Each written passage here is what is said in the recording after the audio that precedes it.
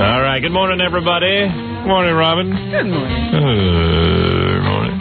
Oh, I see a new poster. I see. Poster.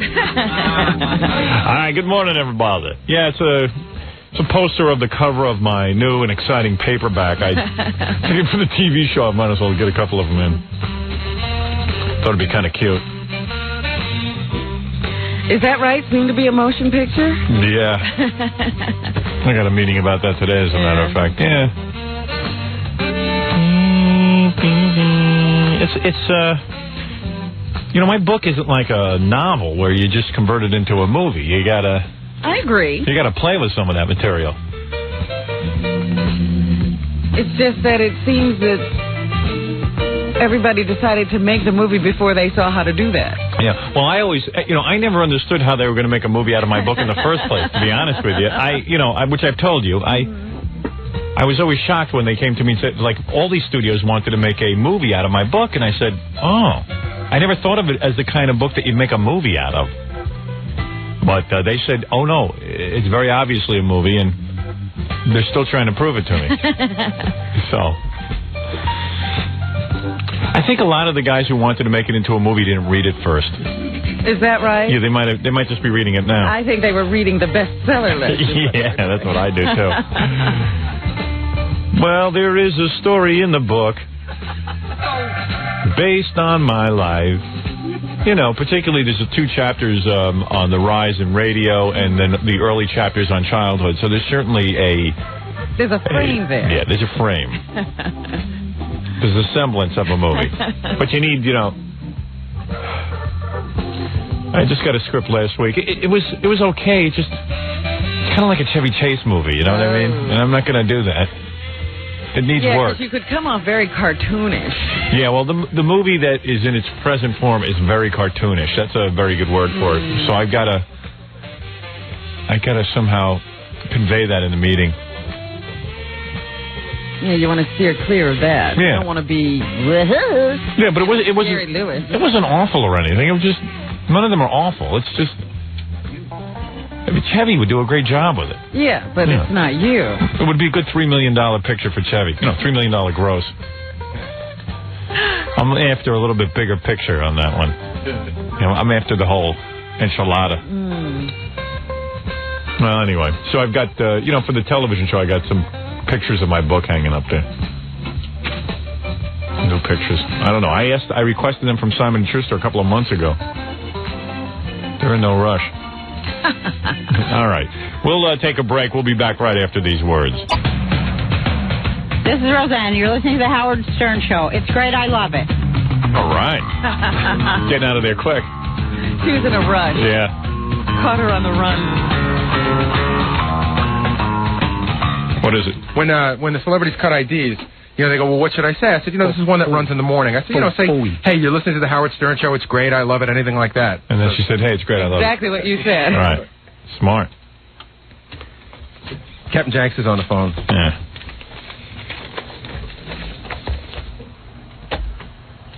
Who'd you call?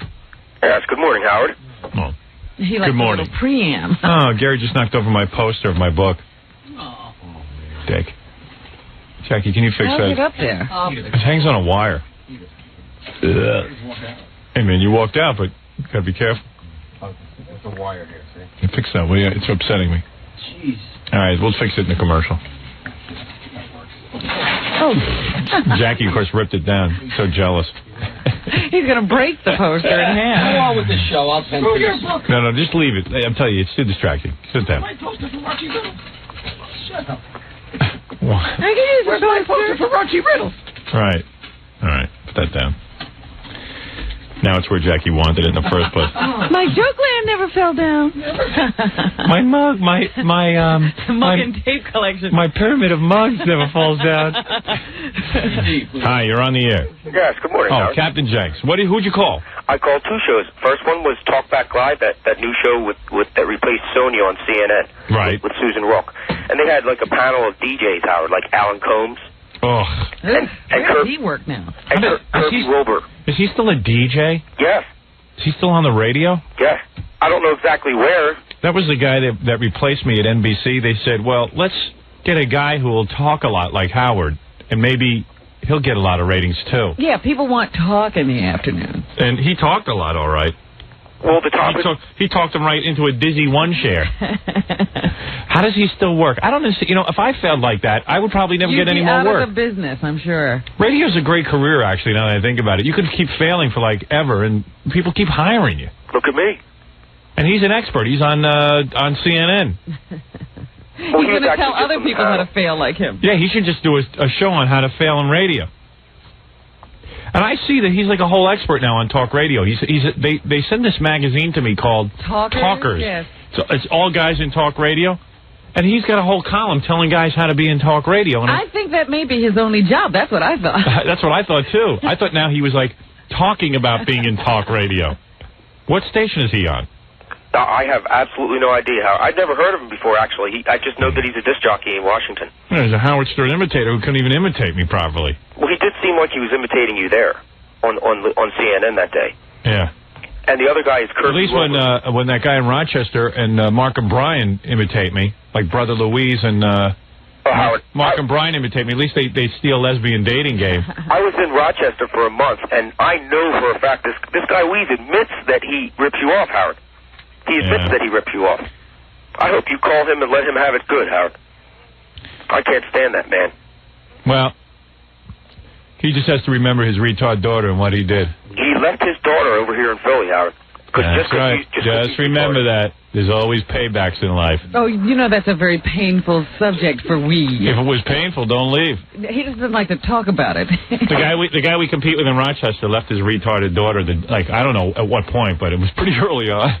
So your wife brings home somehow the marriage didn't survive. He was in Vietnam too, Howard. He was out of there. Yeah, he was in Vietnam. He was a cook. He was a cook, Howard. The man was a cook, and he goes around bragging about it. He was no cook in Vietnam. He's probably just doing my routine, like, you know, how I talk about I'm in Vietnam. Exactly. Everybody does what I do. Even Letterman.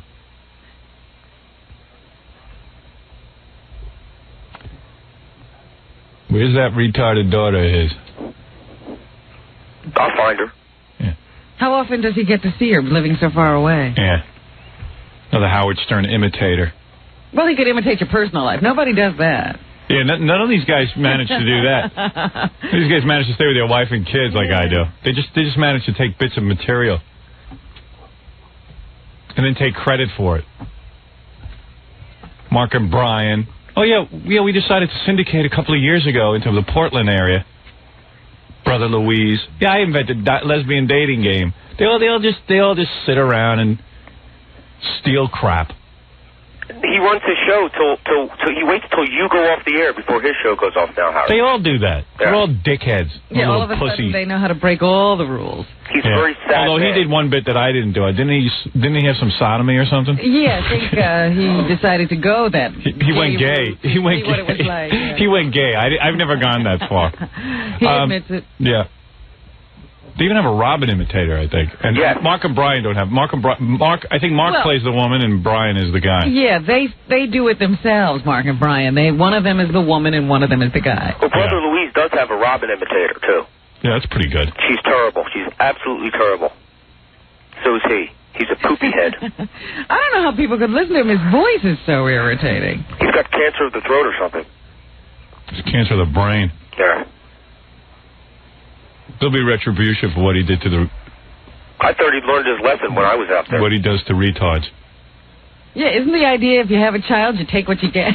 Yeah, you can't leave it. You can't think again after it's here. Maybe I'll start calling my competition. I'm going to call Brother Louise and I'm going to call Mark and Brian. I'm going to let them confront their master, the guy they imitate. I'm going to start calling. We're going to start a new feature on the show. I'm going to start calling my competitors. Call the DJ. I'm going to call that guy in Providence who calls his producer Baba Booey. Yeah. Providence, Rhode Island, there's a guy who named his producer Baba Booey, and when our listeners call him up and ask him how come he did it, he says, I got to go now. There's not enough time to explain. It's a long story. I'm so sorry. I got in touch with him late yesterday. I forgot to put it on the schedule. We'll be talking to him at 8:15 this morning. Oh, good. Beautiful. Good. He didn't even ask why we wanted to talk to him. Yeah. He said, oh, okay, I'll talk to him. Yeah, sure. Because he digs you. He probably worships you. Yeah, well, I'm going to advise him to sort of make up his own material. Well, a lot of these guys a lot of these guys steal my stuff in the anticipation that I'm coming to their market so they can act like they invented it. Anyway, I don't want to talk about this. It gets tired and old. Okay, who did you call? CNN and Talkback Live. This is Susan Rook, and ironically enough, the topic was do disc jockeys or talk show hosts have the power to display political elections? Okay. And this was the actual question that I asked to the screener too, Howard.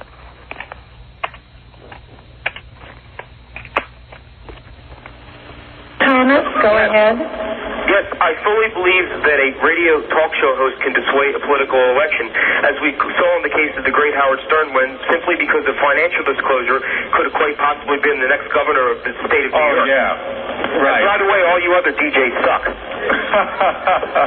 Look, bathroom humor. That's it. Yeah. Ha, ha, ha, ha, ha, ha. They know they suck, too. They certainly do, Howard. Oh, Alan Combs up there laughing at that? Oh, he could have been the governor of a... Yeah, Alan, I could have done a lot of things. Just because you're a failure doesn't mean I am. They're making mall appearances, Howard. Yeah. They're on CNN in a group of DJs embarrassing the whole damn entertainment industry. Dickheads. Oh, with the big echo. Oh. What the hell is that? Hey, what day is this? Thursday? Yeah. Oh, good. Why? No, I just want to know where we were at. All of a sudden you needed to know? Yeah. Okay. I started thinking, hold on, I wonder how far it is to the weekend. Trying to pace myself. Yeah, only one more to go. Alan Combs, representing all of radio, mayor of the shopping centers. He's an expert. Oh, Howard Stern couldn't have been the governor. You know what it was? He's available because he doesn't have anything else to do. Yeah. So he can always come and talk to you about radio. Or he can listener. He can come and talk to you about what I've done on the radio. Yeah, because he's listening. Yeah. He's a fan. He doesn't have anything on his schedule to keep him away. That salamander-looking bastard. Got two eyes that don't even go anywhere near the front of his head. I don't know what a salamander is, but I do know he needs those blinders that they put on horses. So salamanders have big bulging eyes that are on the sides of their head. Is that right? Yeah. Because he definitely has that. I had one as a pet, got stung by a bee. They look like big gunshot holes, those eyes. Who else did you call? I also called Rolanda, Howard. Rolanda. She's taking calls? Excuse me? She's taking calls? I didn't know that. Yes, well, see, sometimes she's live and sometimes she's not, but when she is live, it's live on the West Coast, and then she runs a half-hour tape delay. So I phoned in a half hour early and just got to record my call a half hour later. I see. But you're not on the West Coast. No, I'm on the East Coast, though. I see. So I had to call in a half hour before the show actually started on the East Coast, but even though it was in delay. Seems like a lot of work, but you did it anyway. Let's hear it. Ooh, cool. Something happens, you know this way this works. That's the beauty of live television. Something happens, We're going to have it right here and now. Hello, Thomas. You're calling from Philadelphia. Welcome to the conversation. Thank you, Rolanda. I'd like to say, first of all, in the case of the two missing children, I believe that the media overkill is a very important and appropriate means of using the media as a tool to bring out the killer, whoever it may be. And because of the media's intense involvement, made it possible to find the children. Now, in the case of O.J. Simpson, I believe that the media coverage on that case, I guess you could say that I believe Judge Ito was right when he told everybody, if you're going to listen to the radio, listen to Howard Stern. Thank you, Thomas. Let's switch back now to... That was that. She was in here, Rwanda. Rolanda was in the studio? Rwanda? What's her name? Rolanda. I thought it was Rwanda. I thought she was named after the country. Rwanda. R-W-A-N-D-A. Rwanda. Rwanda. R-O-W-A-N-A. Whatever. All right, man, thanks. Hey, Howard, I'm going to be making an appearance. Can I make a plug? Yes. I'm going to be at Delilah's Gold at 12th and Race in Philadelphia this Friday night. Okay. Free parking. And what will you be doing there? I MC there. I give out some prizes. I give out some of my tapes, and I try to meet women. All right, very good. Good luck with all three. Hello, Mr. Mr. Alfred? Yes, my name is Terry Markle, and I'm calling on behalf of Carl Hirsch's office at Omni Merca Corporate here in L.A. Yes. And Mr. Hirsch would like to personally extend his congratulations and thanks for your dedication and loyalty, possibly relocating you to our corporate offices here in L.A. I don't know what that is. He starts playing things. I don't know what he's playing. He called the guy that cut the wires in Cleveland. Is that what that is? And made believe he was the president of his company, and it was thanking him for doing it. Oh, I see. What is going on with that case in Cleveland? Nothing. It's just on hold until they get more information out of the guy to see if it was a bigger conspiracy. How long does it take? I mean, the guy said he'd cooperate. Is he giving him 1 word a day? What is the problem? When is there going to be some convictions? When is there going to be some charges? Did he get sentenced? No, there was a conviction, but there's no guy in Cleveland who cut our wires was given a light conviction. You know, a light, not even a light sentence yet. The promise of a light sentence if he came forth and squealed on all the upper management of that radio station. Yes. And I haven't heard anything since. What's going on? Why are the wheels of justice so slow? They're grown to a halt. Why don't you get the prosecuting attorney on the phone at some point during the show and let's ask him that? I just would like to know what's going on. I'd like an update. There are a number of things we need to update. What happened with the librarian? Yeah, everyone keeps asking me, what is going on? Well, you got that last letter from her about 2 weeks ago. You're thanking me and stuff. But basically nothing's happened. Well, maybe we ought to... Maybe we ought to find out what she's up to. Yeah. Let me have the rest of these tapes. This is some more phone calls. These are from King of Cable. He's real good. Yeah, these are really good. This one's called... Teen Summit. What happens is he calls Black Entertainment Television. It's like a teen show. And Darryl Strawberry's on and L.A. Reid. Yeah, Babyface and L.A. Reid. Right. And he said he set this up like a week in advance. He told them that Spike Lee would be calling in. So, of course, nobody checks it and they get all excited. Right. And he calls in as Spike Lee. Oh, great. And then the host is like real excited. He's like, Spike Lee's in the house. Everyone's like, in the house. The host is like real black, he's is a guy trying to sound like sort of like what a black person. Right, he probably has to go to a school to get those lessons. Yeah. When it starts off, you'll hear it starts off with Darryl Strawberry talking, and then it goes, hey, we got a special call. Okay. Everybody was shocked, but I had to come public with it because I wanted everyone to see how serious a drug addiction problem can be for you. Well, we want to thank you for coming out, showing this kind of strength. We got a caller from one of the places you played. Caller, are you there? Can you hear me, caller? Yeah, what's up? Hey, and what's your name, caller? It's Spike Lee. Spike Lee on the phone, y'all! Spike Lee on the phone, y'all. Not that Spike Lee. What's on your mind? BAT, what's up? We all right. Hey, what's up, Del Strawberry Babyface? Spike. Hey. What's on your mind, Spike? I'd like to tell the black youth of the day to listen to Howard Stern and Baba Booey. You know what I'm saying, brothers? Howard Stern's the brother. You know what I'm saying? Howard Stern's the man. Brothers, what's up? Okay, thank you. Bye. So we're going to be back with it. That was just a tripping caller. Okay, that's all that was. But we're going to be right back. We're going to be right back with more Babyface, Darryl Strawberry. If you have something to ask them, more Spike feel free to call in. Speaking of callers, let's give that Spike Lee impersonator a really good head, because he had us fooled. Yes, he pulled it really bad. He called him up and said, I'm Spike Lee, and they said, great, come on. Good impression of Spike Lee. Yeah, for a minute I thought it was Spike Lee. Hi, I'm Spike Lee.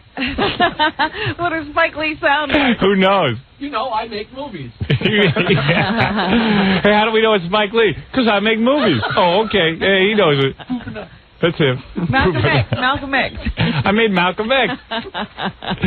Spike Lee on the phone, y'all. All right, that's enough poof for me.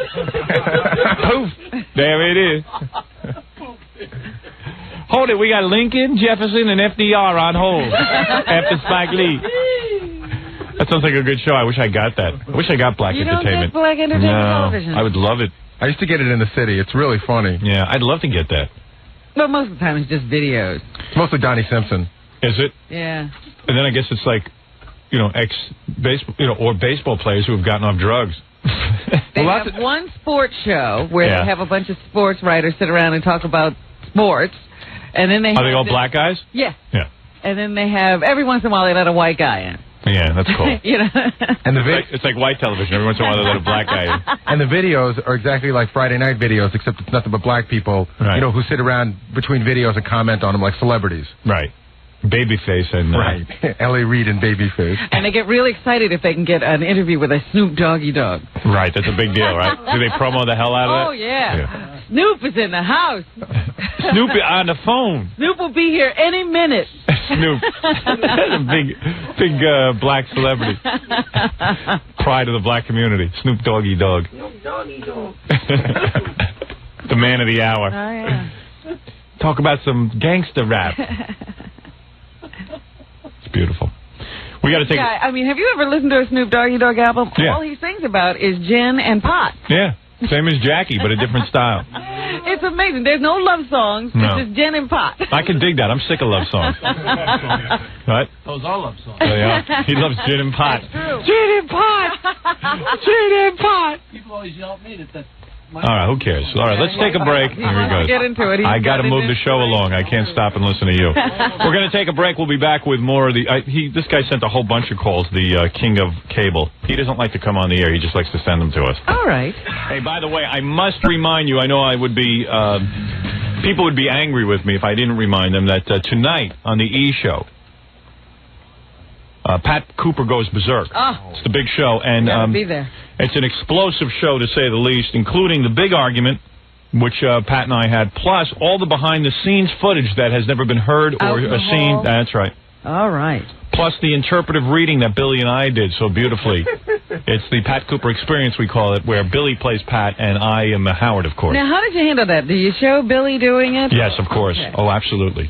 You'll see Billy play Pat Cooper. It's a gorgeous performance. Understand that he's up already for some sort of award. Is that right? Yeah. Anyway, that'll be tonight. I can't wait to see that, because even being here, it wouldn't be the same, because I couldn't focus on Pat's face and get a close-up of the rage that he was expressing. Don't love me, Jackie. Don't love me, Jackie. Don't love me, Jackie. I don't want to be loved. I don't want to be loved, Jackie. I don't want to be loved, Jackie. I don't want to be loved, Jackie. I don't want to be loved, Jackie. Get away from me. Get away from me, Jackie. Get away from me, Jackie. Did he push you, Jackie? Like a little bit? No. I don't think I'll check the tape tonight. I'm going to watch. No, I didn't get that close. That's true. I got not even arm's length from it. I would have to think that that's going to be one of the biggest shows of the year. Although Friday night show was really big. What the hell was that again? Arnold. Arnold, yeah. Arnold pulled big ratings. And how do you know it wasn't Ivan? Give him some credit. I know it wasn't Ivan. Ivan's son pulled in the ratings. Yeah. And the show I'm looking forward to seeing is yesterday's show with the girl. Oh, the hot dog girl. Oh. Your photo shoot? Yeah.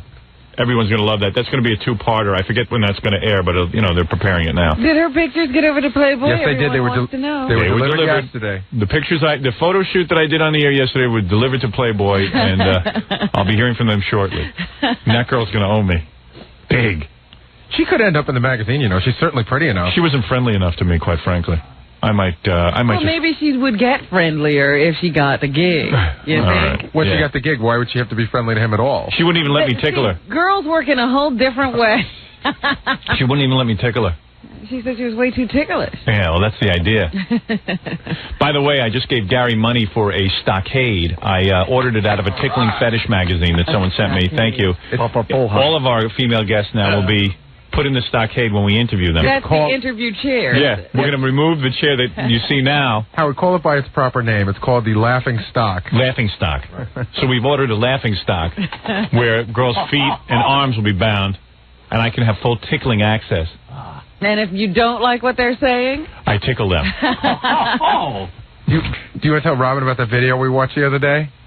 Yeah, that was pretty good. You see, that gets me off. I don't know why. These two girls, two really good-looking girls, way too good-looking to be in this kind of video. Just picture really good-looking girls with short little, all the girls now are wearing these Catholic school girl outfits. Right, the little plaid skirts. They're in little plaid skirts. And one of the girls is trying to find out a secret sorority word. Handshake. Yes. Is it the handshake? Yeah, I couldn't remember what it was. So she takes the other girl, puts her in, she hog-ties her, okay? Hog-ties her. How does she, how does she get the girl? Well, how does she get her? She says, I mean, come in this room. A consensual thing? No, she goes, come in this room. I have to do something to you. And she gets on the floor and she goes, you know, all of a sudden. They're wrestling and she hogtied? Yeah, sort of. Before you know it, they're all hogtied. It's supposed to be a kidnapping, but there's little resistance offered on the other end. Right. And, you know, everyone's going along with it. So anyway, great acting. Her wrists are down to her ankles. And as you suggested that I do, and you see the girl's panties. You know, like her panties are fully exposed under the little skirt. Yeah, they leave their clothes on through the whole video, but all you see is her panties, and she's got really nice legs. So this is like getting to see something you're not supposed to see. Yeah, and the girl starts tickling her if she doesn't tell her the secret handshake. Now, how's she going to show her the handshake when she's all tied up? Didn't matter. I didn't stay with it that long. I never learned what the handshake was, nor did I care, but it was kind of seeing them all tied up, really good-looking girls, yeah, and tickling. I got to admit, I'm into it. You're into just about anything I can see, because every time you discover one of these new things, you're into it. I'm into it. Well, I wasn't into that. Well, hold it. In all fairness to me, I wasn't into that tape where we got this one tape where these two Japanese dudes, they kind of stroll the beach looking for... Oh, no. Oh, that was funny. They were looking for Japanese broads to go, you know, make a duty. How did they... On did camera. They offer the money? See, we couldn't... No. Because it was in Japanese, it was hard to tell. But what they do is they walk up and down the beach traveling with this wooden box. So they have like a wooden box, like a whole display, and then they talk to the girl for a real long time in Japanese, like, oh, they're pointing to the box and trying to describe to her, you know, they're going up to perfect strangers. And that's why I couldn't understand why a girl would do it. I mean, wasn't it a money transaction? It could have been, but we didn't know. There was no subtitles. Right.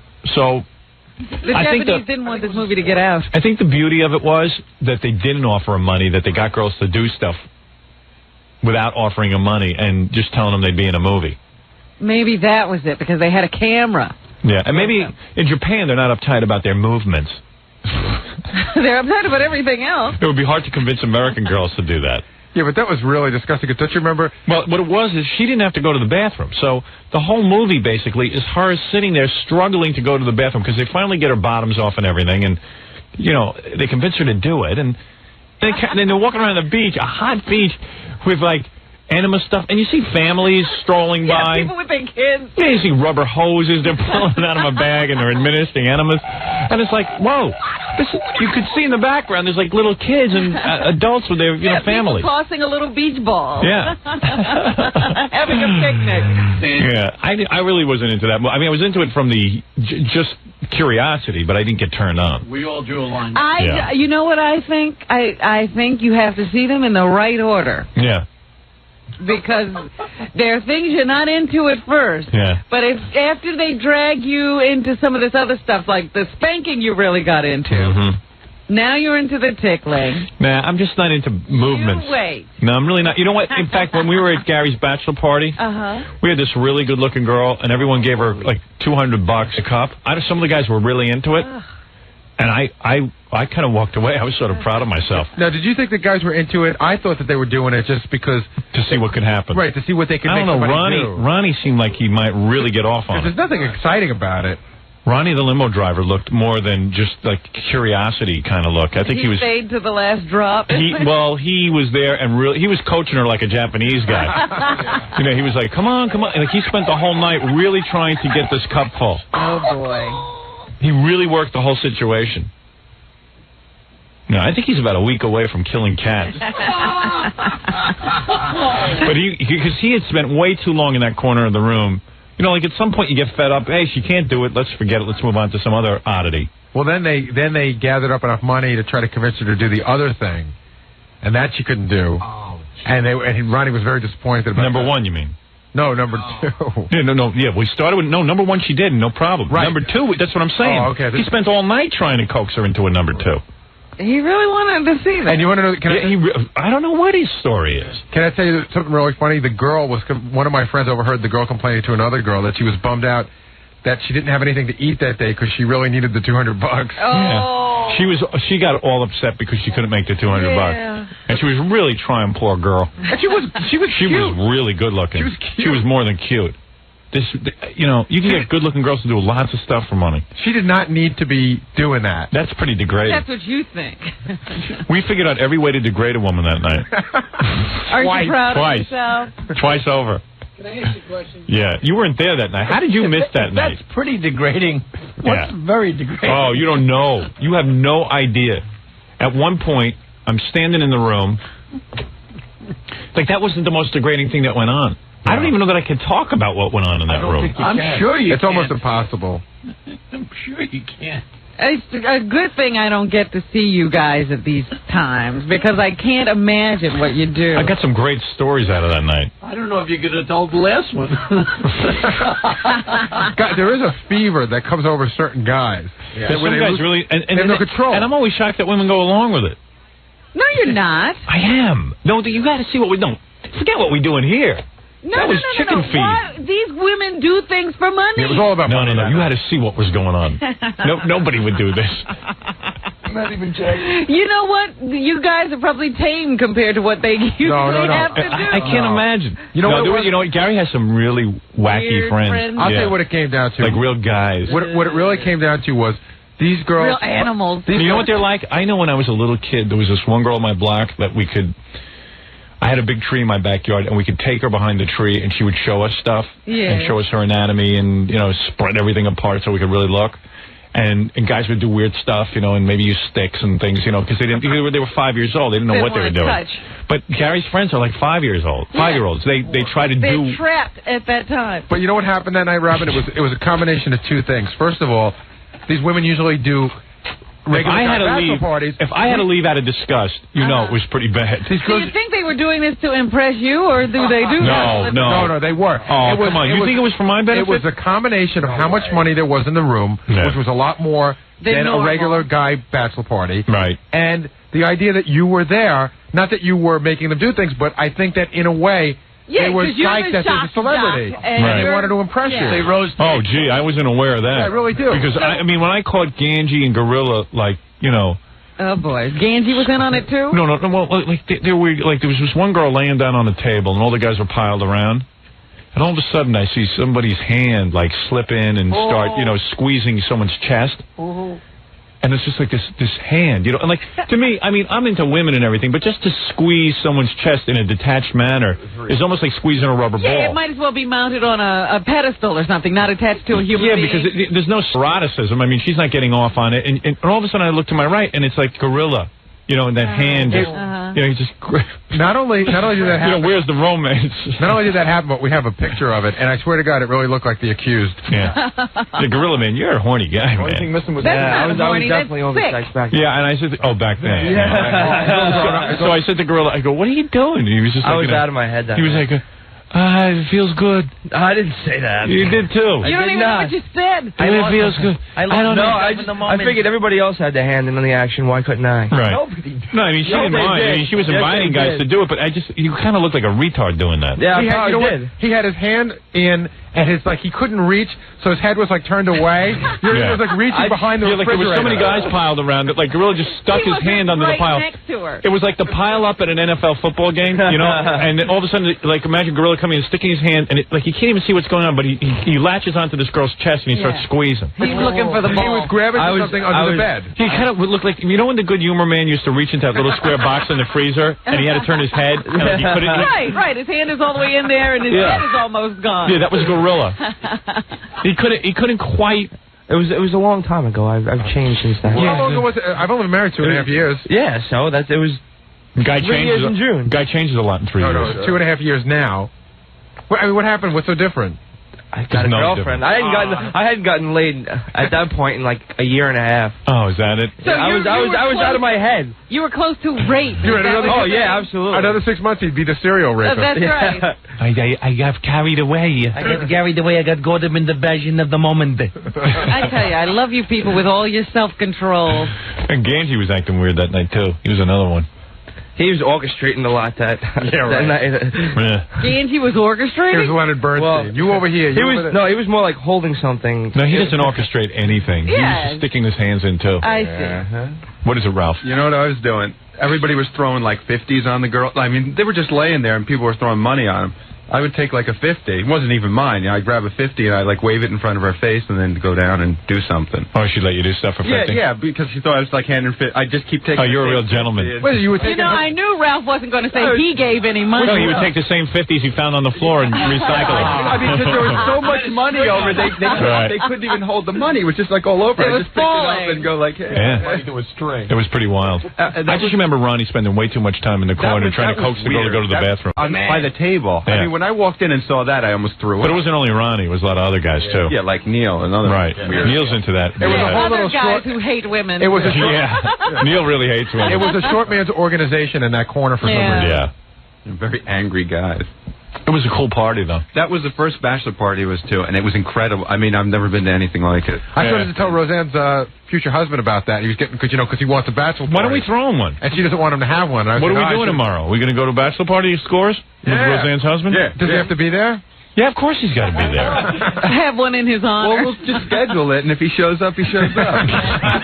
If she's doing Saturday Night Live, he must be sitting around, hanging around. bored. He's got nothing to do. Well, then call him You know up. what? What's today? Today's Thursday, Friday, nothing but blocking. Very dull day. Yeah. Right. Well, we don't need Roseanne. We just need the boyfriend. Yeah, she's not supposed to go to the bachelor He's party not on the anyway. show. Yeah, we throw Roseanne's boyfriend a bachelor party. Yeah.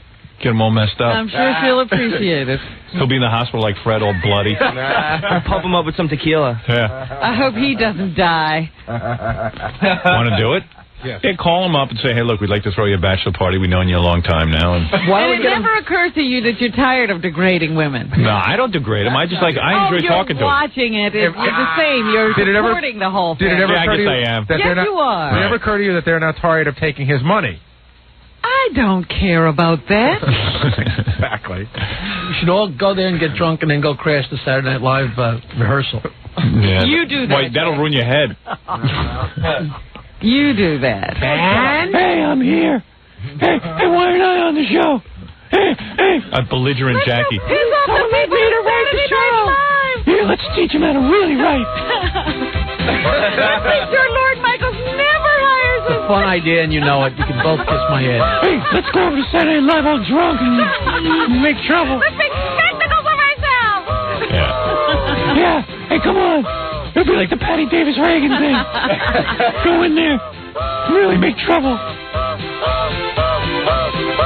Jackie goes, hey, I got a new Gilda Radner joke. Hey, why did Gilda die of ovarian cancer? Because everybody hated her guts. Good night. F you. I hate you. Why aren't I on this show? Anyway, yeah, that was a great bachelor party. I got to admit, I've never forgotten that. How could you? Yeah. I tell this story to people all the time, but I knew I was in really big trouble. Like, I've been to a bunch of bachelor parties, and that was pretty wild. And I go, gee, I wonder if Howard thought it was wild. And you called me the next morning, and you said, congratulations, Gary, you did it. It's legend. And I'm like, oh, I'm in so much trouble now. I've never seen a party like that. And then what was weird was going to Gary's... It never occurs to you that you should be embarrassed about having been there. No. And you know what? It was really weird going to the wedding the next day. I know. Or whatever was It was next like week. 2 weeks later, but it was... And seeing all the guys who were acting weird, and then they seen them with their wives and stuff. I was just talking about that the other day. Yeah, that was weird. And fortunately, they're the Hey, how you doing? And they were same women who say about you, my husband, I would never allow him to do that. Yeah. Whole scam going on out there. Yeah. That was funny, man, because when I walked into the church, it was like everybody was all cleaned up and, you know, like... In their Sunday clothes in church. You had that last image of them with... Yeah, and it was real fun. And they were all... You know, now they were sober. And They got kids. So they were the house frau. You know, it was like a whole different thing. You know they just don't want to be there. Yeah. 2 weeks before, they were making out with a chair. Yeah. And you wonder why they're all angry. 2 weeks earlier, they're shelling out hard-earned money to get women to do it for them.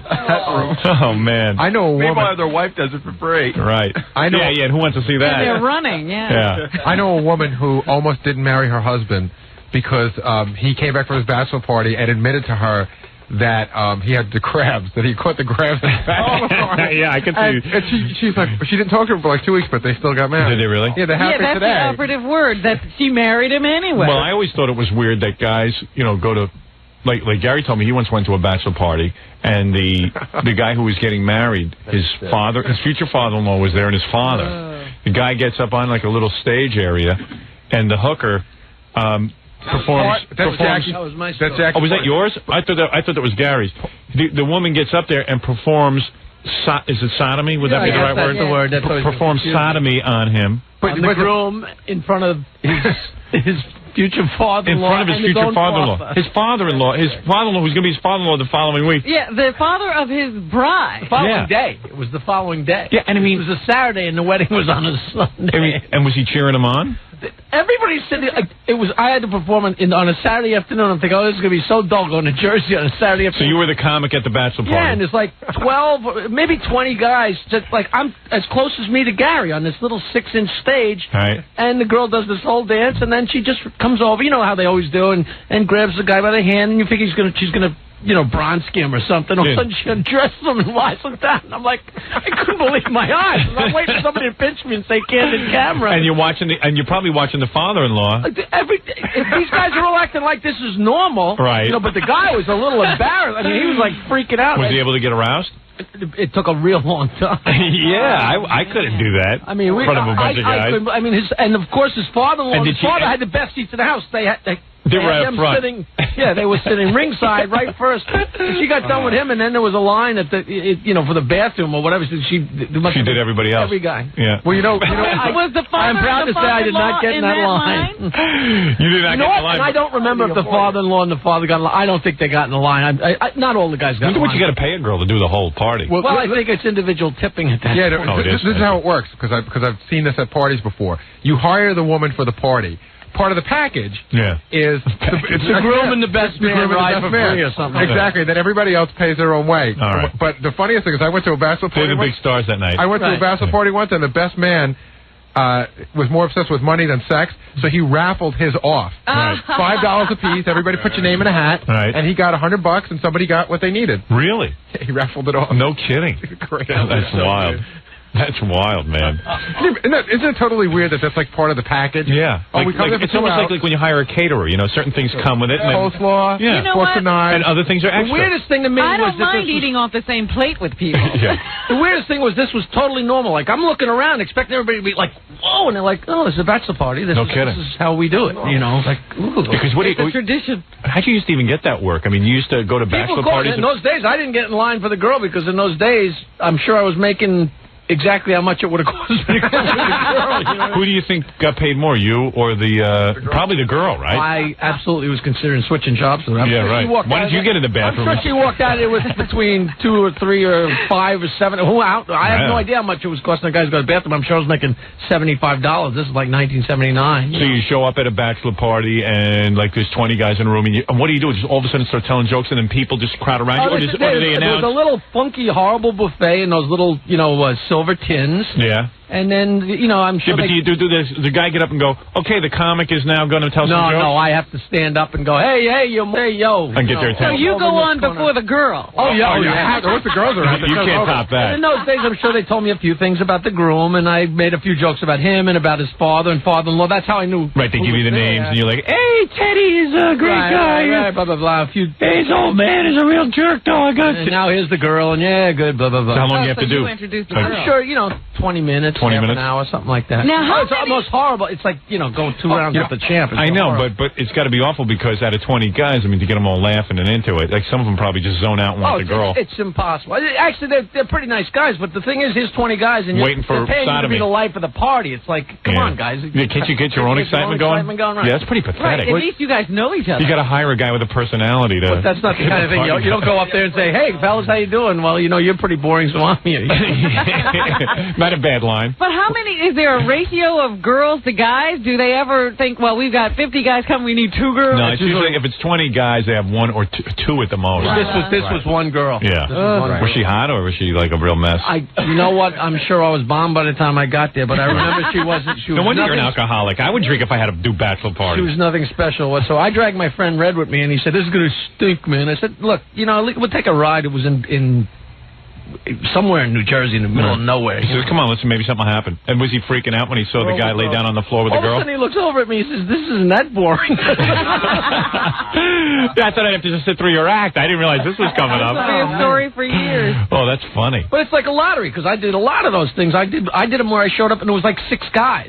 No girls, just a bunch of guys drinking beer, and they're paying me like $75 to sit around with them and tell jokes to them. Right. You feel like... No wonder you have... You know, this explains a lot about you. No wonder you have no voice. You probably had to get up and like, hey, everybody, over here, me, cut.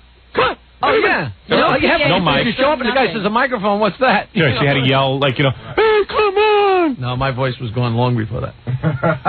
But it was... And then no wonder you drink. I mean, if I had to play to 6 guys at a party, I would drink. It was... I'd have to get bombed. You should be hugging Howard every day. He doesn't. I don't understand what I took him out of, the life I took him out of. You should be in the bathroom for him. I don't know. Yeah, you should be like that hooker. Now I know. Be on your knees and at least those jerks weren't insulting me like you. Now I know why Jackie was so happy to play strip clubs. Yeah, Jackie was the happiest strip club comic I ever saw in my life. Hey, you guys don't realize where I come from. I started at the bachelor parties. Strip club myth. Oh. Okay. He can't wait to get back to those strip clubs. I really can't. Yeah, I know. He's in a rush to get back to them. He tells me every year when his contract's up, I don't care. I'll start all over again. I'm only 50 years old. Yeah. You know, you always talk about that I get offered weird appearances. Yeah. I probably over the years turned down, I'd say, 24 bachelor parties. Really? They want you? They want me to come and they just say, hey, the groom's a really big fan of the show. We want you to come and hang out. But the reality is you're going to like, it's just like going to a stranger's house. Right. And on top of it, you know, bachelor party, I mean, I've ended up... Yeah, but are you so financially secure that you can turn down that kind of money? What's the guy offer you? I've ended up at bachelor parties that have ended up with cops and hospitalization. You know what I mean? Right. So I'm not going to go to a stranger's house. There's not enough money to go to a stranger's house. And who knows? You could walk in and some guys could say, hey, just for fun, let's get drunk and beat up Gary. Yeah, well, you know, that's a bachelor party. What do they pay you for something like that? Let's pink Billy Gary. That happened to Kenneth Keith Kallenbach. Yeah, guys used to, like, not even pay him. They just told him to come down to parties, and then they would beat him up. He's come down to the club that I work at a couple times, and people have invited, hey, Kenneth, why don't you come with us? He went and walked down the street. They beat the crap out of him. Did they? He saw him the next day. He goes, they broke my tooth. Well, don't say for no reason. I mean, the guy's pretty annoying. He goes, I was just walking down the block, and all of a sudden the big one hit me. Well, one guy videotaped it. These guys from Washington, these, like, frat guys. That was Maryland. Maryland or something. So they used to watch the old Channel 9 show with Kenneth Keith Kallenbach. And, you know, the goofy guy who used to blow smoke out of his eyes and cut his own hair and all that. So, anyway, they would, and eat his hair and, you know, and blow firecrackers out of his crotch and do weird stuff. So they thought as a goof, they would say, hey, the guy seems like pretty messed up. Let's invite him to one of our frat parties. So they'd call him up, and Kenneth Keith would drive down to Washington. The first time, they offered him a free case of beer. Right. And the second time, he said, okay, I can come back. I had a great time at the first one. But they sent him a train ticket. Right. Which was like $40. So he went. And I remember some guy videotaped it, and, like, he'd get there, and they would just sit and goof on him. Right. And laugh at him. I do remember the funniest thing. I remember... Sounds a lot like my gig. Yeah, and then what happened at the end of the tape? It was, like, really messed up. They messed him up in some way. Well, I remember Kenneth Keith, at one point, was standing in front of an open window with a Roman candle and a zipper. Yeah. That was great. Yeah, they said, hey, man, do something funny. And he was like, I don't want to do something funny. They go, no, man, we got you all the way down here. We gave you a six-pack of beer. You better do something funny. Well, you got any fireworks? They go, yeah, well, we got Roman candles. So he takes the Roman candles, sticks them down his crotch. Yeah, I remember he was out on the balcony, too, so they didn't burn down the apartment building. Yeah. At some point, I think he was running around naked. At one point, like, he passed out, and I think they started, like, drawing goofy stuff on him and, you know, tickling his ear and just goofing on him. Right. He walks around the club and gets people to buy him beer. He doesn't pay for beer. He goes, yo, I'm Kenneth Keith Kallenbach. I'll do something funny if you buy me a beer. Well, he's working way too cheap. He actually is kind of fun for a bachelor party. He ought to do That's bachelor the guy I can understand paying to come there because he's going to do things that you couldn't do yourself. I mean, I'm going to tell jokes. You can stand around and tell jokes. I'm not going to put a camera. I guess those guys who hired him at the last bachelor, so they hired him just like punch him in the face? Yeah, if you want to beat up how much work we're going to get for him right now. That's pretty cool. Like, you hire him and he lets you punch him in the face. You go in the bathroom and beat him up. That's an act. Hire him quickly. Only 23 teeth left. Yeah, that's a premium. What an act. Yeah, I went to this party, and each guy paid to take me in the bathroom and beat me up. Each guy took I got $100 for it, though. More fun than hookers. All right. No, what you do is you have some sex with a hooker, and then you go beat up a guy. What a party. Didn't Belzer come to Gary's bachelor party? Yeah, he did was sit around and smoke all the pot. Oh, but he complained. He complained how degrading it was, and he said something about So I said, Nazi hey, Belzer, Germany. why don't you just go smoke some pot? Didn't he compare it to Nazi Germany? Yeah, he goes, this is like Nazi Germany, man. Everything is, I said, so? He's too cool to have fun. Yeah. Oh, listen to you, Ralph. Picking up 50s and giving them back to a girl. That's cool. Recycling, that's cool. Yeah. I got to take a break here. We'll be back. That's me. Is the show over? Yeah. He was the best stutterer. Yes, he was. Yeah, Quentin He's the stutterer. retired. Yeah, he won't come on the show anymore, but that's cool. Some guys have to retire. He went down a legend. Good morning, everybody. Welcome to the show. We got to take a short break as usual. You know, we have to start things off the right way so we don't fall far behind. And as soon as we come back from the break, we'll get to your phone calls and a bunch of other things this morning right after these words. Did you ever get to the concert, by the way? Yeah, I went to the Green Day concert Friday night. Yeah. Yeah, it was pretty weird. Because, let me take myself back to Friday night, why it was weird. It was a long weekend. Well, first of all, you know, I was pretty tired. Yeah. Didn't get any nappy? Didn't get a nap in, and I was just kind of beat. Yeah. But... Did you take your wife or Ralph? Took Ralph. Didn't go with the missus. Missus was tied up with some kind of family function. Yeah. So, yeah, I didn't take my wife. I just went with Ralph to Green Day, the concert, at the Nassau Coliseum. Mm-hmm. Thanks to Lance, my buddy, for escorting me around. You had an escort? Yeah. Lance is a good guy. You know Lance. He's a good guy. You know, since high school. Is it Jackie's old buddy? Yeah, Lance. Oh, okay. Face elder. Yeah. Lance doesn't like Jackie. He told me privately not to say really? anything. Yeah. Never liked him. Just kidding, Jackie. All right, anyway. Had me on the ropes. Had me on the ropes. Lance loves you. I love Lance. Anyway, so I went over to the Nassau Coliseum with Ralph, who I was mad at, but nevertheless we went. And we got there, and, you know, right away, it's kind of weird because there's nowhere for me to stand. Like, you know, I usually stand on the side of the stage to check things out. Uh-huh. Because I don't want to go in the audience because I'm way too famous. That's right, and they would mob you. If I went in the audience, I'd be mobbed. My fans would be too adoring. So, you know, which you know, I'm not exaggerating. People love me so much, they don't... That's right, that's what they tell me. That's right. Down the street. Yeah, so, where's Howard? Yeah, someone asked me at the concert, where's Robin? Some old guy was like, you can't hear anything. Like, the music is blasting. The guy goes, wah, wah, wah. And I go, I'm sorry, sir, I can't hear you. Wah, wah, wah. You know, it's like, I can't hear you, sir.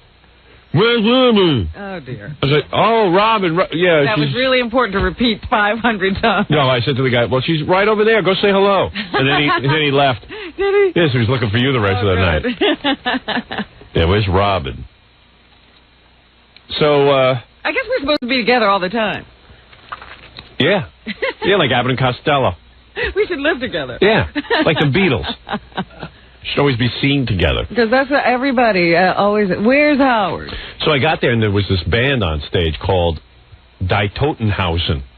Where do they get these names? I don't know, but People aren't even trying anymore. They were better than everybody. Really? They were unbelievable. Die Totenhausen? Die Totenhausen. I got to get their album. What's that mean?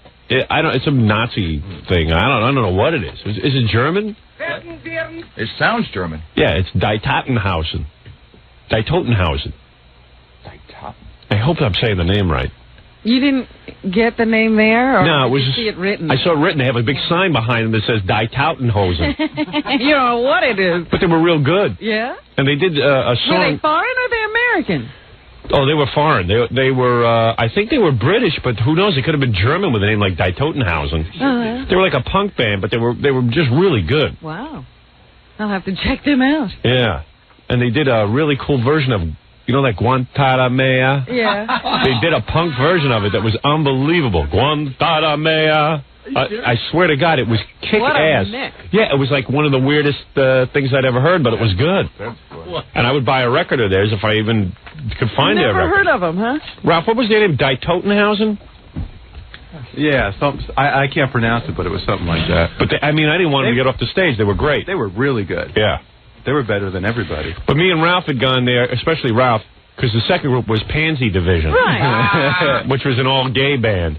And don't they, like, expose themselves and stuff? Well, yeah, we couldn't wait to get there because what happened was as soon as we got there, everyone, like, from the Coliseum was saying, evidently, when you worked the Coliseum, they went down to Philadelphia to check those guys out the night before to see Green Day because they like to see how the concert goes, what they should be prepared for, and all that kind of stuff. That's a nice life. Yeah, well, but it really is part of their job because if there's any kind of trouble or potential trouble, they want to know about it. So evidently, in Philadelphia, when the Pansy Division went on, which is these 3 gay guys who just every song is about getting stuff done to their buttocks. Really? Yeah. Oh, I got to hear their album too. And they come out with like a big dildo, and they're playing with the dildo. They're real gay. They're super gay. They're doing it to the max. Yeah. In fact, during Die Totenhausen, like a lot of kids were coming. I waited for the house lights to go down. You can't really stand at the side of the stage, so me and Ralph just made our way into the mosh pit thing, So once the lights are out, like a lot of kids knew who I was, but they just the ones on the outside. Yeah, they would scream my name and stuff, and I just ignored them, because I wanted to get into the show. So you were in the mosh pit? Well, kind of, yeah. Wow. Right next to it, yeah. Are there seats next to the mosh pit? No, I was standing. Oh boy. How big is that, Howard? Oh man, it was scary. The rock and roll has gotten very angry. I got to tell you something. I've never seen anything like it. Like kids, I saw 11-year-old kids coming out of that mosh pit. Really? Yeah, little kids, and getting thrown, and people just take them and chuck them out onto the floor. Well, I heard that the injury rate at concerts is way up. It's got to be because of it. It's got to be. I saw one guy drop on his head. Then some girl took her top off during Green Day.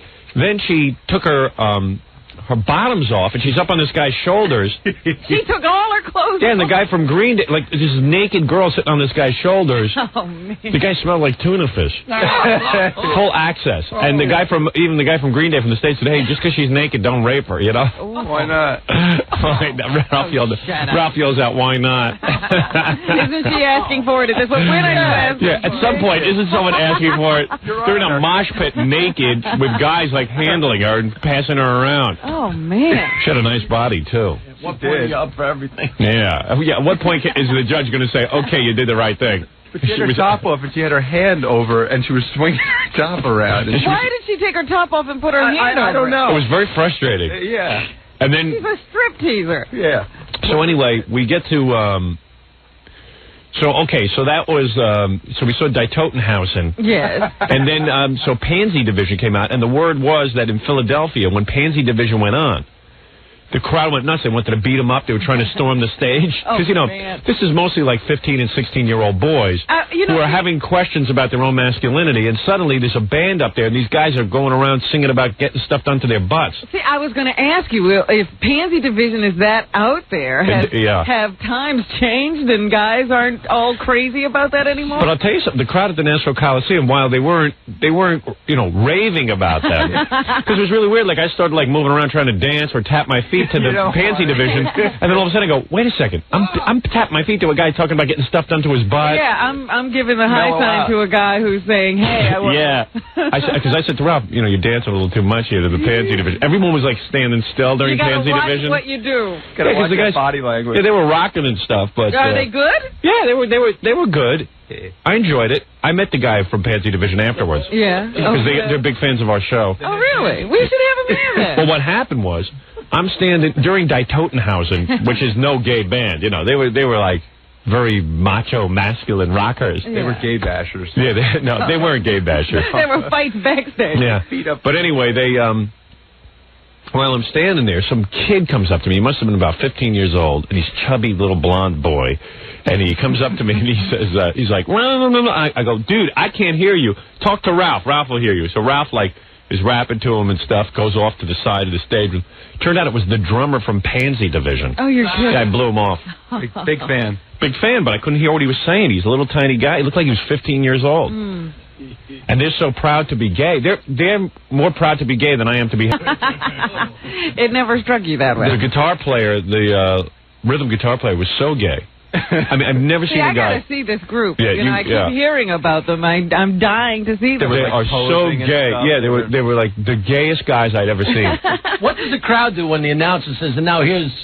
Well, they don't announce them. Does that bring a while? Well, first of all, it takes you about 20 minutes to realize that they're singing about gay stuff. Because, they're rocking and stuff. But all of a sudden, you start listening to words and something's a little bit off. Because they're like, I need a date with a guy. I wish he'd take his underpants off, and, it's like, whoa. It's so nice. Yeah, and then all of a sudden I'm like, hey, I don't want to be tapping my feet to this. I mean, they're really singing His Butt Was So Nice. I can't even tell you what they were singing because I'll get thrown off the air. About the stuff that was being done to their butts. I got to get this album. Oh. That stuff works. I got to go out and buy it. Yeah, well, they're really into it. So how about that one song where they started outing everybody? Yeah, then they start... Oh, they sing about who's gay? Yeah, they sing about who's gay, and then all of a sudden they start yelling out guys' names, which I'm going to refrain from doing here because I don't know how actionable it is, but they added... Shockers in there? Shockers, Jackie Marlowe's name was there. I didn't know you were gay. Jackie Marlowe. All of a sudden the lead singer starts like screaming out who's gay. Wow, and you can't tell me, you can't sing the song to me. This is some song. I mean, they're yelling out names. There was no... I just want the part where they yell out their names. I'll tell you off the air. So, Do you believe them? Yeah, of course. Oh. Yeah, it was like homo news on stage, you know. It was like, and now the homo news. Yeah, so they had Pansy Division, and they really looked gay, acted gay, sang about being gay, had queer T-shirts on, and all kinds of stuff. And Lance said the night before they were making out on stage. Yeah, they were making out on stage. So I guess it's whatever moves them on a particular night. Yeah, well, we were looking forward to watching them make out and get undressed on stage and stuff, but they were pretty calm at the Coliseum. We wanted to see really gay stuff. Yeah, we went. Yeah, we were like I want to, you know, what happens your is money back. You were ripped off. Well, between groups, you know, the house lights come up, so I would be standing like sort of in the middle, and the first after Die Totenhausen, I got caught with the lights on, and everyone was screaming Howard and like, you know, grabbing me and stuff. So I wanted to get inside, so I was ready to leave when I thought Pansy Division was done and just stand backstage till Green Day came on, and Ralph says, no, we better wait, because they might start doing real homo stuff. And, you know, if they're on stage doing homo stuff, you don't want to we want to be here for that when the crowd goes nuts. There's no side stage to Napa. No. Well, they had a simple stage. It was like up, so you really couldn't stand on it. And there were, you know, it wasn't real busy, so there wasn't all this stuff around you could kind of hide in. So you weren't on the side of the stage. You were like sort of up front, right? I was in the audience. Because Stuttering Vic, I guess Robin gave Stuttering Vic, you know, 2 of her tickets. Yeah. So he went to go say hello to you, and some huge guy pounced on him, said, leave him alone! Yeah. And he goes, no, I work for him. He goes, I don't care, leave him alone! Yeah, well, it was getting kind of nuts. It was getting a little nutty. Because I was standing there watching Green Day, and some kid came up behind me and started choking me. Oh, no. He was a fan, I think, but it was getting a little crazy. Was it like, how? Well, you know what it is? Normally people wouldn't be that physical, but when you go to these shows, everyone's beating each other up. It sounds like everyone's in a frenzy. Yeah, they are. Well, that's nothing. So I'm backstage. We were right on the side of the stage where they were taking they passed everybody would body surf to the front of the stage, and then the security guys would help them off, and they would run around the side, and that's where we were. So these guys were all hyped up and running by, and then they spot you and go, Howard! And they get all, they're all charged up. To the side. Yeah. Kind of so anyway, then I went back, so I decided to go backstage after Pansy Division, and then all of a sudden I turn around to see Ralph, and Ralph's got 2 hot broads with him. Oh, really? Where'd they come from? Well, I'll tell you. So, you know, I turn around, and it's like this blonde who is a knockout. How old was she? I think she's like 25. 25? 23. I mean, with big breasts and a nice ass. I mean, a knockout with like a belly ring and a nose ring and a whole thing. She's got all the piercing and everything. Yeah, and she had her concert outfit on with big giant clog heels and stuff. And then, so Ralph's talking to her, and she has a friend with her who's a brunette that's wearing like a little tiny mini dress. Like a schoolgirl dress with those stockings that kind of come up at thigh-high stockings with heels and the whole deal, you know, and I'm like, so Ralph's rapping to them, and I go, wait a second, I'm walking around backstage, a lot of people here, so suddenly I'm not with my wife, I'm out with these 2 chicks. All you need is somebody to see you. I just kept my distance. Ralph stayed with them. I didn't go near them. Why were they talking to Ralph? Well, Ralph knew them. Oh. But Ralph, you know, you can put Ralph down all you want and stuff, but girls seem to really dig him. I mean, he must be a good-looking guy because look how happy I can put Ralph down all I want. Yeah, I mean, I can put down Ralph all I want. But, you know, he must be on some level a good-looking guy to women because, like, these girls were either that or I have a feeling they were trying to get to know me. See, that's what I'm thinking, that there's this Ralph's the door they got to get through. Yeah, because these were girls who, like, you would figure out. These were definitely girls who wanted to hang backstage. Because now that they were with Ralph and me, then they were happening. Then they were happening, and they got to stand wherever they wanted. They had full access. And there was nobody backstage. I mean, that backstage scene was weird in itself because there were no hot girls. You know, it's not like a Van Halen because Green Day is anti everything that is show business. Good. You got to hear like this. That. No, they're all guys and a drag queen. Yeah, drag queens and guys with like lots of tattoos and spiked hairdos. What are the drag queens doing? I don't know, but there's drag queens back there. It had to be. I mean, and all these bands are like into sort of being vague about their. Yes. Like they're all making like Green Day was up on stage screaming out for boys to throw their underwear up on stage. You know, and I was like, whoa. Well, see, somebody here told me last week that they were all gay. Yeah, well, they might be. I don't know. I have no idea. I don't know, but it's very difficult to figure out who's what. So anyway, so now I'm backstage. Ralph's got 2 chicks, and when Ralph has the 2 chicks that he's working, suddenly now I'm by myself. And Ralph's supposed to be there to, you know... Sort of take care of you. Yeah, but he forgets everything. Now he's got chicks. And since I can't get involved, and believe me, I wanted to jump on top of these girls and start rapping to them. we would have had a party. Yeah, I said to Ralph, if I was single, take them back to my house, get the 2 girls over my place, and I'll make love to both of them while you sit and watch. Yeah. That's Where'd what the the house go. come from? What? Where'd the house Oh, that's right, my wife has it. All right, anyway, so... Her leave. All right, my bad apartment. My rented apartment. That's right. Yeah, right.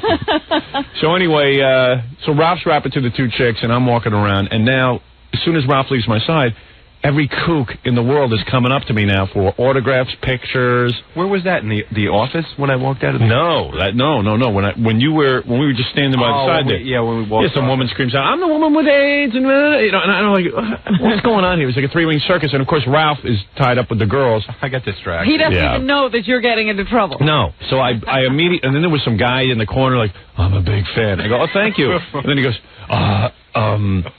"You know, I listen to the show every day." Oh, okay, thanks, man. Thanks, dude. You know, I'm very complimented. Thank you. Well, don't you want to say something to me about it?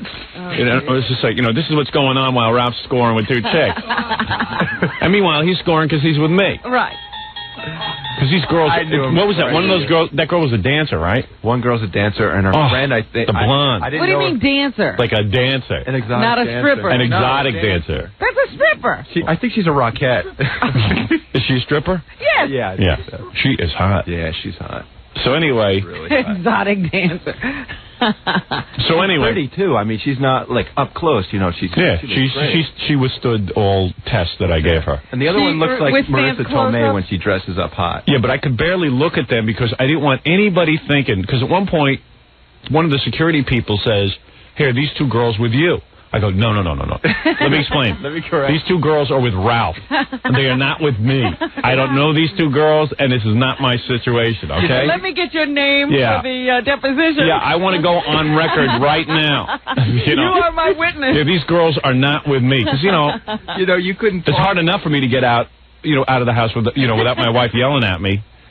So now, all of a sudden, I got 2 chicks with me. You know, you couldn't talk the whole show, but he said that in the middle of the concert, and you managed to explain everything to him. You were, like, yelling.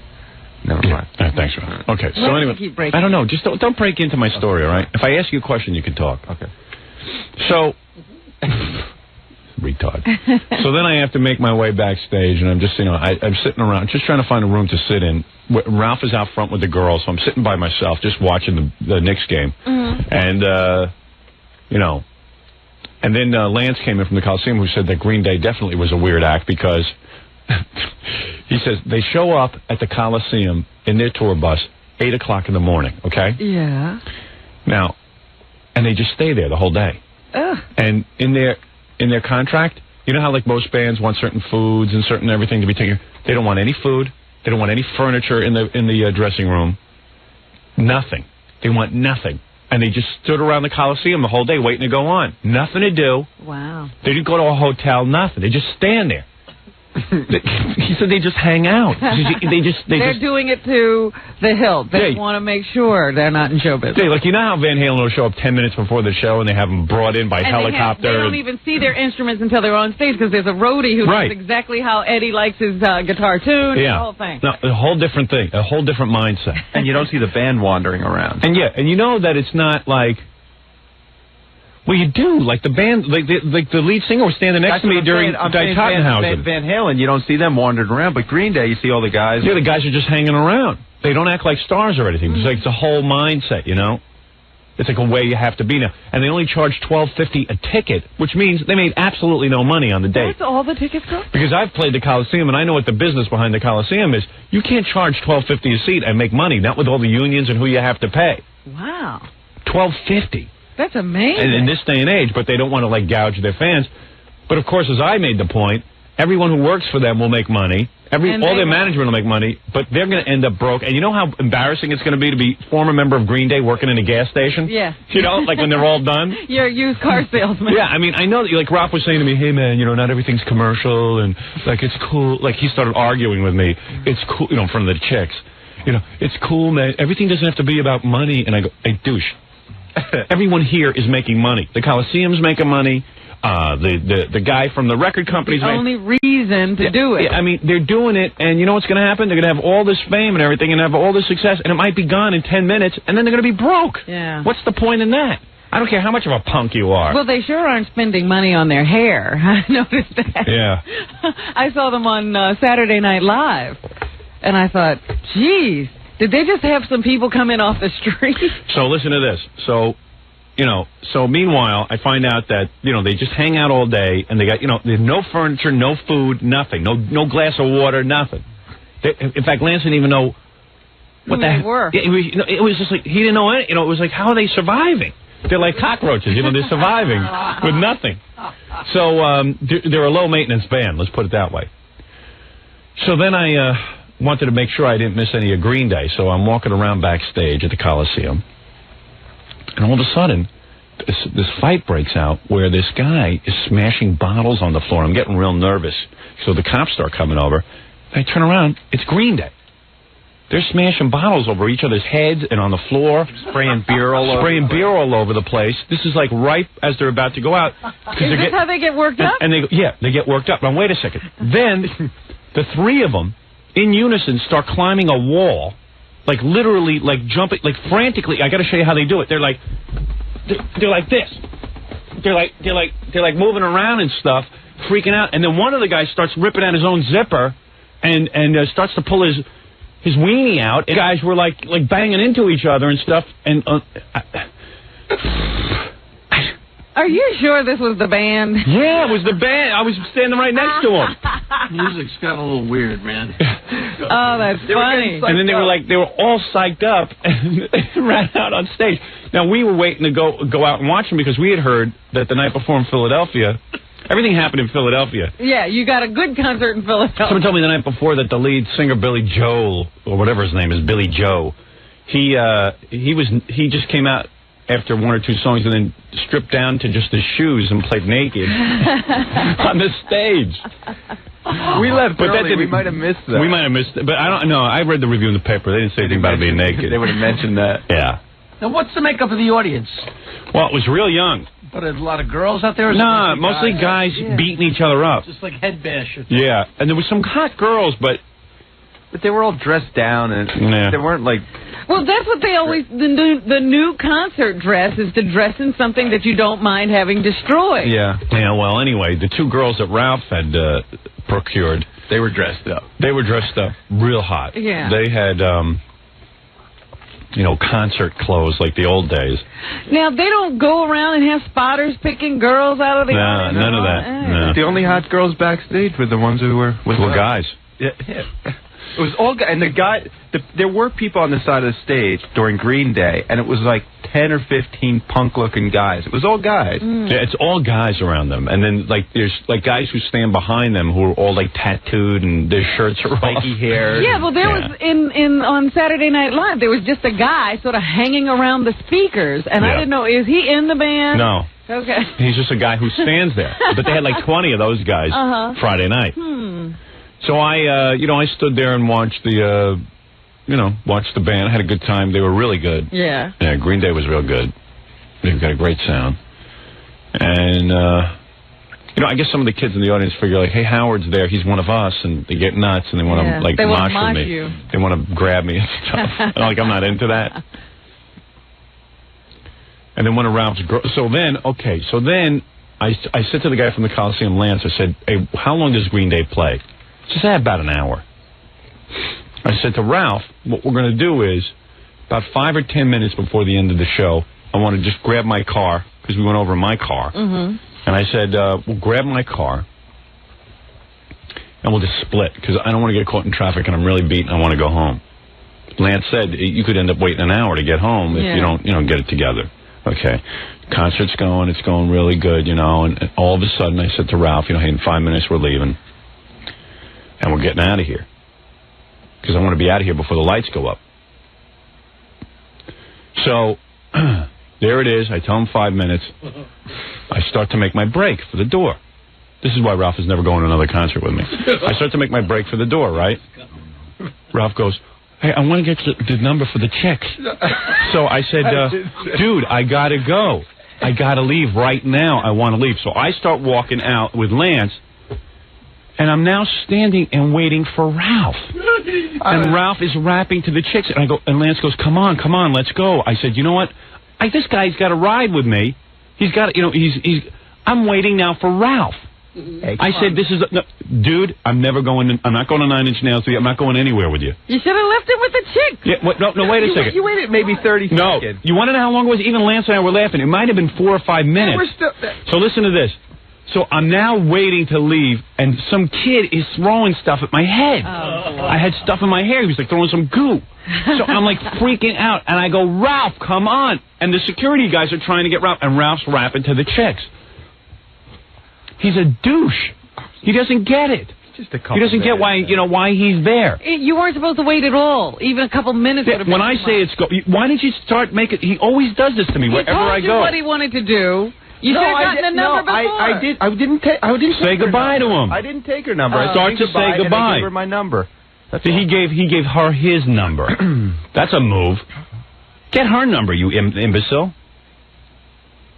He talked to them all that time backstage and never got anything. No, couldn't exchange numbers, nothing. It wasn't like it wasn't like that for you. I was trying to leave. I wasn't even trying to pick her. She's a friend of mine. Yeah, she's a friend who the whole time home you were like, oh man, I wish I could get her.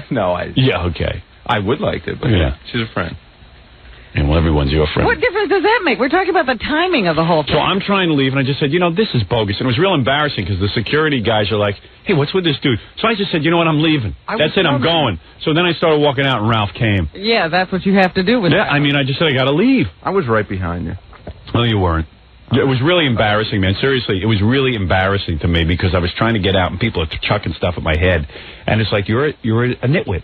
You don't know. This is what he does. Wherever we go, if I let him in the car, he opens up the door to the car, and he's all confused, and he's like, Whenever he's supposed to make a quick break and just get out of the car and go, Ronnie. He stops, and he always has to get something out of the trunk, leave the door open. You're an innocent, and you did it again to me. And it's like, I got to learn my lesson with you. You're a nitwit. How's Lance? You're a stupid idiot. What? How's Lance like Ralph? Lance didn't really deal with Ralph. You know what I mean? But he was... So he must have been amazed that you're standing there waiting. Hey, Ronnie. Ronnie. What is it? Ronnie! Hey, Ronnie. Yeah. I'm talking to... You listening to the show? What? Are you listening to the show? Are you awake? Yeah. Yeah. Give an example. How is it when we have to leave somewhere and Ralph stands outside the car? Oh, forget it. Forget about it. This is what he did to me at Green Day. People are pounding on the windows and stuff, and Ralph was standing there, do-do-do-do-do-do-do-do. Yeah, Ralph that was a long time ago. That was a long time ago. Ralph will be like, I forgot my, I don't know, I got to get my bag from the trunk.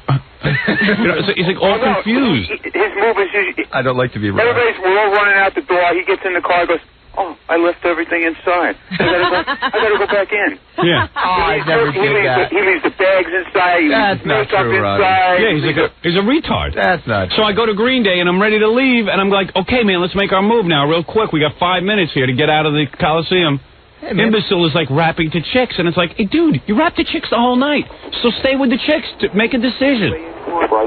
Yeah. I don't know what he's doing. He's working or something. Yeah. He's trying to make a living. So anyway, that was my night. And then, I finally got out of there and went home and went to sleep. Then when I got home, my wife asked me how the concert was. I said it was awful. Did you? Yeah.